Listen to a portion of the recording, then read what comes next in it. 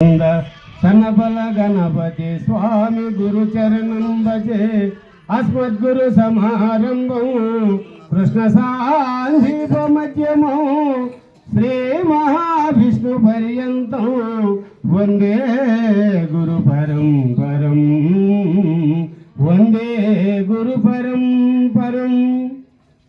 ఇవాళ ఈ శవసాన పుట్టుకు గ్రామంలో నిఖిలానంద జగన్నాథ మార్య ప్రియ శిష్యులు నిజానంద కృష్ణమూర్తి వారి 15వ వార్షిక ఆరాధన సందర్భముగా 15వ దిన సందర్భముగా ఈవేళ ఉదయం లేచి మేల్కొల్పులు ప్రభాత్ సేవ గురువేద పారాయణము అలాగే పూజా విధానము నగర సంకీర్తన జెండావిష్కరణ ఇప్పుడు వేదాంత అతీత వైజ్ఞానిక మహాసభ జరుపుకుంటున్నాము. ఈ సభకి అధ్యక్షులైనటువంటి పరమానంద పైడిపల్లి జంగాల నాయనికి సభా వేదికను అలంకరించినటువంటి పెద్దలందరికీ సభను అలంకరించినటువంటి మీ అందరికీ కూడా నా ఉదయపూర్వక ద్వాదశి నమస్సుమాంజలి తెలుపుకుంటూ మనకిప్పుడు అధ్యక్షులు ఆత్మ అనేటటువంటిది ఏ స్వరూపంలో ఉన్నది అని మనకు చెప్పారు. అంటే ధరణిలో తిలయందు తైలముండిన రీతి నువ్వుల్లో నూనె విధముగా ఉన్నది. అలాగే ఆ పద్యం మొత్తం చెప్తూ చెప్పారు. అయితే ఇది మరి ఎట్లా తెలుసుకోవాలి అని మనము విచారణ చేసినట్లయితే దీనికి గురువు ఒక్కడే కారణం. ఇక్కడ గురుగీతలో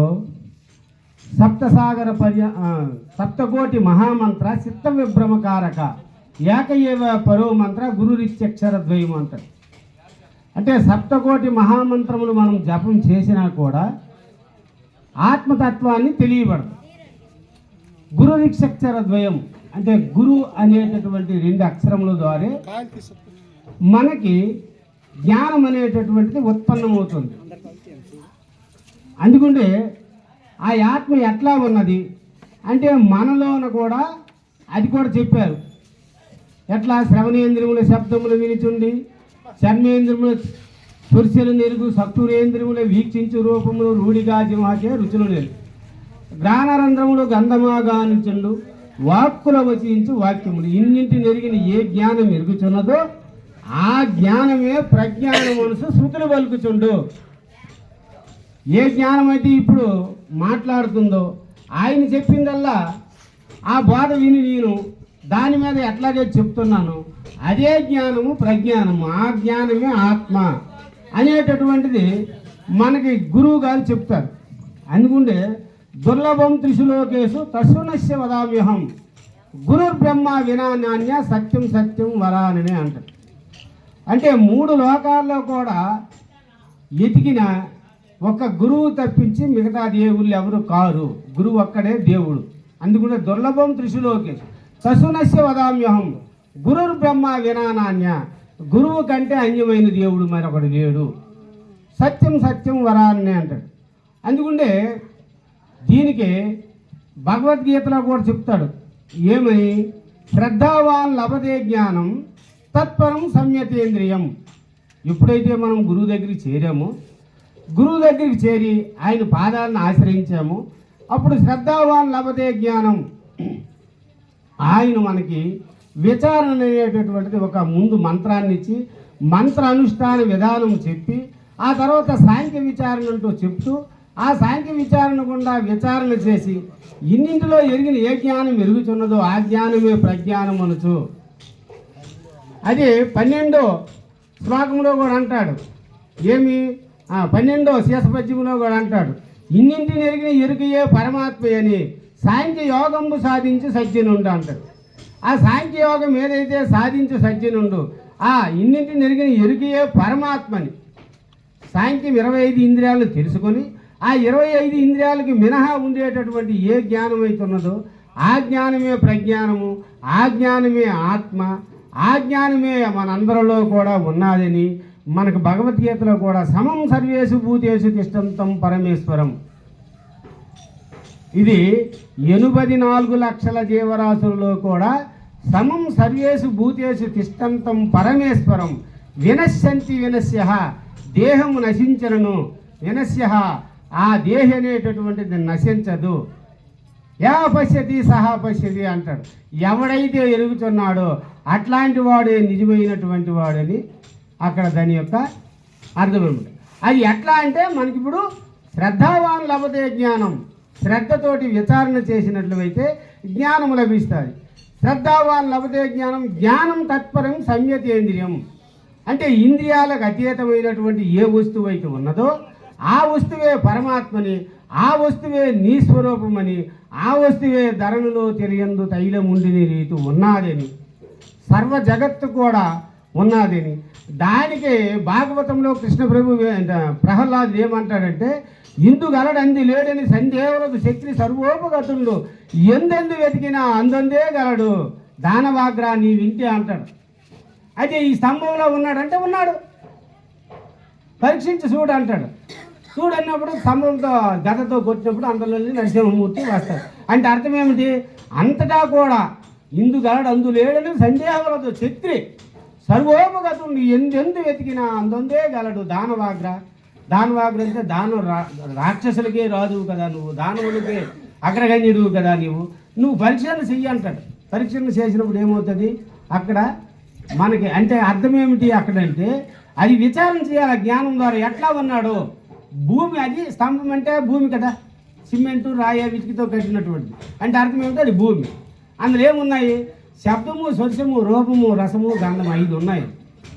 5 గంధాలు మరి ఎవరివి అంటే మనకి కృష్ణ ప్రభువు చెప్తాడు, ఎరుకకు చరణములు కటియు హృదయ గల్లంబు శిరస్సు క్రమమున ధరణి మొదలుగు చేసి ఇట్లు గగనము బయలంచు అనరానిది మరుగు అంటాడు. అంటే అది శరణములు అనేటటువంటి పాదము. ఇప్పుడు మనకు పాదాలు ఉన్నాయి. నా జ్ఞానం ఎక్కడ ఉంది? భూమధ్య స్థానంలో ఉంది. ఇప్పుడు నేను జ్ఞానంతో ఎరిగి మీకు అందరికి చెప్తున్నాను. కానీ సీమకి కాలుకి సీమ కొడితే తెలుస్తుందా లేదా? లేదు, నాకు తెలుస్తుంది కదా. అంటే అక్కడ నాకు ప్రాణం ఉంది కదా, అది నేను గుర్తెరుగుతున్నాను కదా. అంటే పరమాత్ముడు అనేటటువంటి వాడు అంతటా ఉన్నాడు. ఆయనలోని ఈ సృష్టి అంతా, భూమి, జలము, అగ్ని, వాయువు, ఆకాశము అంతా కూడా నిండి నిబిడీకృతమై, అందుకుంటే ప్రహ్లాదుడు తండ్రికి చెప్తాడనమాట, ఇందు గాడు అందు లేడని సందేహించక నాయన, ఎందెందు వెతికినా అందందే ఉన్నాడు, సర్వము కూడా ఉన్నాడు పరమాత్ముడు అని మనకు చెప్పినటువంటి విషయం. అందుకుంటే అన్నింటిలోనే ఉన్నాడు అంటాడు. మళ్ళీ దానికే విద్యా వినయ సంపన్నే బ్రాహ్మణే గవిహస్తిని. మళ్ళీ శ్లోకములు భగవద్గీతలో శ్లోకం ఇది, విద్యా వినయ సంపన్నే, విద్యా వినయ సంపన్నుడవు అంటే బాగా తెలిసినటువంటి జ్ఞాని, పండితుడు. బ్రాహ్మణే గవిహస్తిని, బ్రాహ్మణుల యందు, గవి అంటే గోవులు యందు, హస్తిని అంటే ఏనుగు యందు, గవిహస్తిని సును శైవ స్వపాకేశ పండిత సమదర్శన అంటాడు. అంటే అర్థం ఏమిటి? సును అంటే కుక్క, అంటే స్వయం పాకం అంటే అర్థం ఏమిటి? దాన్ని వండుకొని తినడం మనం. స్వపాకేశ పండిత సమదర్శన అంటే ఏనుగులు యందు, గోవులు యందు, బ్రాహ్మణులు యందు, సీమలు యందు, అన్ని జీవరాశులు యందు, కుక్క యందు, కుక్క మాంసము వండుకొని తిని చండాలని యందు కూడా నేనున్నాననేసి పరమాత్ముడు మన కృష్ణ పరమాత్మ భగవద్గీతలో చెప్పినటువంటి విషయం. కాబట్టి ఇట్లా మనం గుర్తెరిగినట్లుగైతే అప్పుడు నీ స్వరూపము నిత్తంబు నిజ పదంబు అంటాడు. అక్కడేమంటాడు? అది నీ స్వరూపంబు నిత్తంబు నిజ పదంబు. అప్పుడు తెలుసుకున్నావంటే అప్పుడు నీలోన, నాలోన, అందరిలోన కూడా ఉంటాడు. కాబట్టి అప్పుడు నువ్వు వేరే, నేను వేరే అనేటటువంటి భావన రాక సమం సర్వేసు భూతేసి, అందరిలో కూడా పరమాత్మ స్వరూపం, నా స్వరూపం ఉన్నదని, నాలాగే నేను అందరినీ చూసుకునేటప్పుడు అట్లాంటి వాడే బ్రాహ్మణుడు, అట్లాంటి వాడే నిజమైన బ్రాహ్మణుడు అని అంటాడు. బ్రాహ్మణుడు అంటే ఇక్కడ ఏదో మనకు పెళ్ళిళ్ళు వచ్చి పెళ్లి మంత్రాలు చదివిన బ్రాహ్మణులు కారు అంటారు. మనకి నీతి శాస్త్రంలో ఏమున్నది? జన్మనే జాయితే శూద్ర, పుట్టుకతోటి అందరూ కూడా, అడ్డోడు బ్రాహ్మణుడు అందరూ కూడా పుట్టుకతోటి అందరూ శూద్రులే. జన్మనే జాయితే శూద్ర, కర్మనే జాయితే ద్విజ. వాడి కర్మను బట్టి ద్విజుడవుతాడు. ఎట్లా? ఇప్పుడు ఒక దేవాలయం ఉంది, దానికి పూజారిగా మనం నియమించినాం, ఆయన అప్పుడు ద్విజుడు అవుతాడు. ఏవో 4 మంత్రాలు చదివింది.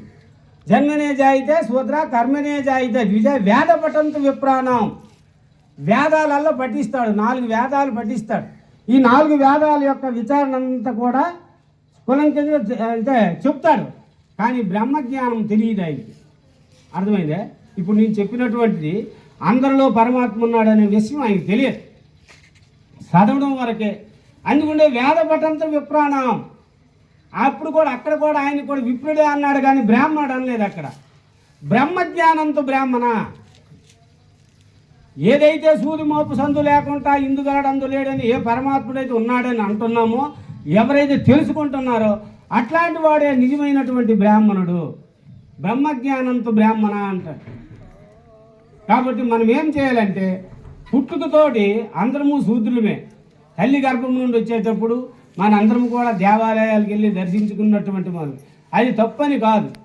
మనం ఏం చేసాము, చిన్నప్పుడు తల్లిపాలు తాగాం కదా. మనందరికి ఇది వాస్తవం, అందరికీ. ఎందుకు? చిన్నతనంలో తల్లిపాలు తాగి ఇప్పుడు తాగుతామా?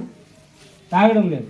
కాబట్టి ఇప్పుడు ఈ గురు సాంప్రదాయంకి మనం వచ్చాం. కాబట్టి గురు సాంప్రదాయంకి రాని వాళ్ళు ఉంటే వచ్చి గురుపాదాలను ఆశ్రయించి, ఇప్పుడు ఎట్లాగైతే తల్లిపాలు మనం తాగడం మానేసాము, అట్లాగే దేవాలయాలకు అన్నిటి కూడా మనము తిరగడం మాని గురువు పాదాలని ఆశ్రయించి గురువు దగ్గరే విద్యగా నేర్చుకున్నట్లుగైతే అప్పుడు ఆ భగవత్ స్వరూపం నాలోనే ఉన్నది.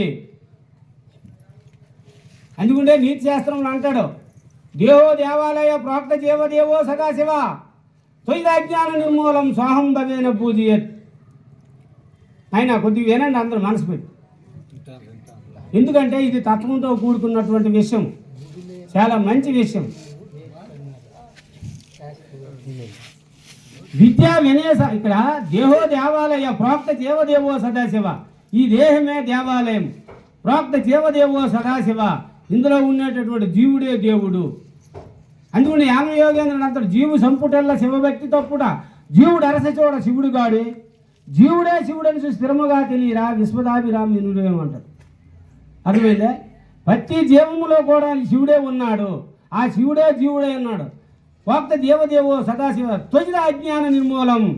నీలో ఉండేటటువంటి అజ్ఞానం ఎప్పుడైతే నువ్వు నిర్మూలం చేస్తావో స్వాహం భవేన పూజయేత్. ఆ స్వాహం అనేటటువంటిది పూజింపబడుతుంది. ఇప్పుడు చిన్న ఉదాహరణ, ఇప్పుడు మేము ఇక్కడికి వచ్చాము, ఊరేగింపుకని వెళ్ళాము. ఊరేగింపుకి వెళ్ళేటప్పుడు మన భక్తులు అనేటప్పుడు ఉన్నారు. ఇప్పుడు మేము గురువుల మీద ముగ్గురికి నలుగురికి కాళ్ళు కడుగుతాను. మీరు అందరూ చూశారు కదా. మరి కాలు కడిగేటప్పుడు నా పాదాల్లో దేవుడు ఉన్నాడా, నాలో దేవుడు ఉన్నాడా, నేను దేవుడిని ఉన్నానా అని విచారణ మనం చేసుకోవాలి. అప్పుడు నేను దేవుడినై ఉన్నాను, కానీ నా దేవుడిని నేను కనిపించను. ఇప్పుడు నేను కనిపిస్తుంది, నా జ్ఞానం కనిపిస్తుందా? లేదు కదా. కానీ దేహంలో ఉన్నది కాబట్టి నా పాదాలు కడిగితే వాళ్ళకి పుణ్యం కలుగుతుంది, నా పాదాలు కడుగుతాను. అంటే అర్థం ఏమిటి? అప్పుడు ఏమైంది?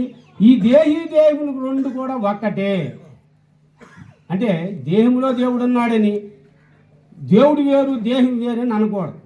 అందుకంటే బ్రహ్మ సత్యం జగన్మిథ్య అన్నారు, కానీ బ్రహ్మము సత్యమే జగత్తు సత్యమే. బ్రహ్మ సత్యము రెండు కూడా విచారణ చేసినప్పుడు ఈ రెండు ఒకటిగా ఎరిగినప్పుడే మనకి తత్వం అర్థమవుద్ది అనమాట. అర్థమవుతుంది కదా. అందుకుంటే మరుపన తొలిమేనులు 3 ఎరుకను 4వ శరీరం ఈ రెండు ఒక్కటే పరిపూర్ణం ఆవలది అంటాడు.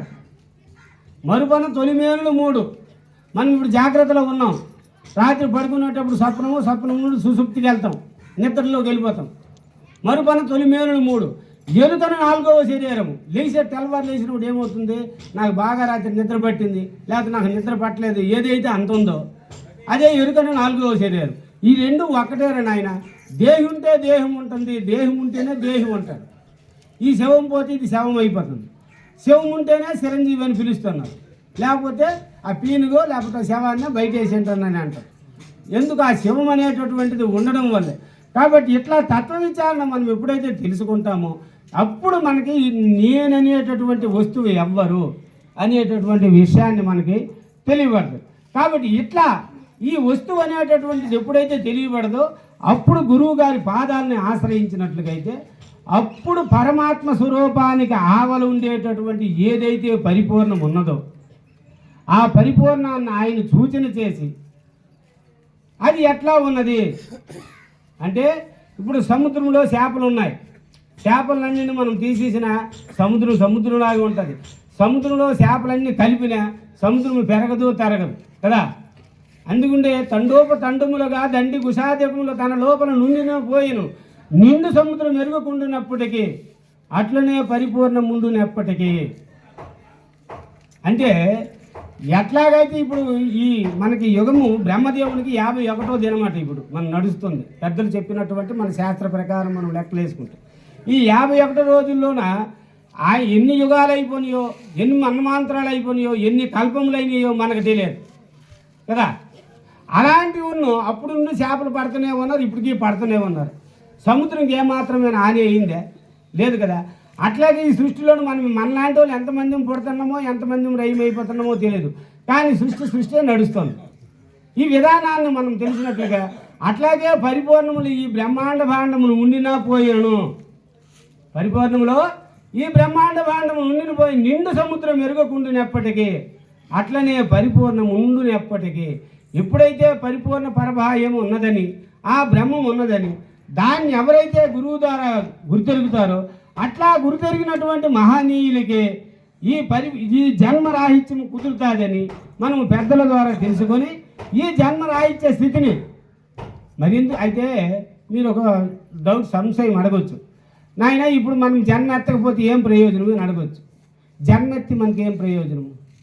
ఇప్పుడు చిన్నప్పటి నుండి ఎత్తాము, వయసులో ఉన్నప్పుడు నా ఇష్టం వచ్చిన పనులు చేశాను, కొద్ది పెద్ద అయ్యాను, భార్యకు పెళ్లి చేసుకున్నాను, ఆ తర్వాత పిల్లలకు కన్నాను, వాళ్ళకు పెంచాను. మరి 2 రోజులు పోతే నేను ఎక్కడ ఉంటాను? ఒక మూలలో ఉంటాను. నా మాట ఏది సాగుతుందా? అవుతుందా? ఇది మనకి యథార్థమే కదా. మన కళ్ళారు చూస్తున్నాం. అప్పుడు కొడుకులు కోడలే కాదు, మనవలు కూడా మన మాట వినరు. ఒరే తేరా నాయన ఏదో ఒక వస్తుంటే ఈ ముసలిడికి ఏం పని లేదని అంటారు. అలాగే మనకు గసిరేస్తుంటాం. మనం చూస్తున్నాం, కోడళ్ళు ఎంతోమంది అత్తలకు తన్నిన రోజులు ఉన్నాయి, అత్తలు ఎంతోమంది కోడళ్ళకు తన్నిన రోజులు ఉన్నాయి. ఇవన్నీ ఇలాంటివన్నీ నరకమైనటువంటిది జన్మ. కాబట్టి ఇట్లాంటి జన్మకు రాకూడదని ఇదొక విషయం. మీకు మంచిగా దగ్గరగా అర్థమైనటువంటి ఒక విషయం చెప్తాను చూడండి. ఇప్పుడు ఒక 10 కోట్ల ఆస్తి సంపాదించాను నేను అనుకోండి. సంపాదించి నా కొడుకుకి ఇచ్చాను. వాడు ఇల్లు గృహం కట్టించి ఇచ్చినప్పుడు వాడు ఉన్నాడు గృహంలో. సడన్గా నేను చనిపోయాను. అది నేను సంపాదించిన ఆస్తే కదా. అది ఆ 10 కోట్లు కూడా నేను సంపాదించిన ఆస్తి. మరి ఇట్లా సంపాదించిన ఆస్తి నేను చనిపోయిన తర్వాత నీ కడుపులో కొడుకుగా పుట్టాను. నాకు పూర్వజన్మ శృతులు ఉన్నాయి. ఏమిటి? నేను ఫలానా ఇంట్లో పుట్టాను, నా పేరు చిరంజీవి, నా కొడుకు శంకర్రావు, కాబట్టి 10 కోట్ల ఆస్తి నాకు ఉన్నది, ఫలానా దగ్గర జాగాలు ఉన్నాయి. నేను చిన్నప్పటి నుండి చేసినటువంటి పనులన్నీ నా కొడుకు అన్ని చెప్పి వచ్చి అడిగాను, నాయన నీ తండ్రిని నీ 10 కోట్ల ఆస్తి నేనే సంపాదించాను, ఫలానా దగ్గర మన జాగాలు ఉన్నాయి, ఇవన్నీ నేను అంత ఒప్పుకుంటాడా? రాణిస్తాడు ఇంట్లో రాని. కాబట్టి ఇదంతా అశాశ్వతమైనటువంటిది. ఈ అశాశ్వతమైనటువంటిది మనము విడిచిపెట్టి శాశ్వతమైనటువంటి మార్గాన్ని ఏదైతే మనకు జన్మరాహిత్య స్థితికి అయి మనము నిత్యము నిరాకారమై ఉండేటటువంటి ఆ స్వరూపాన్ని ఎరిగి దానిలో మనము మగ్నత చెందాలని, అందులో లేకుండా అయిపోవాలని నా యొక్క అభిప్రాయం. జై బోలో సద్గురు మహారాజుకి.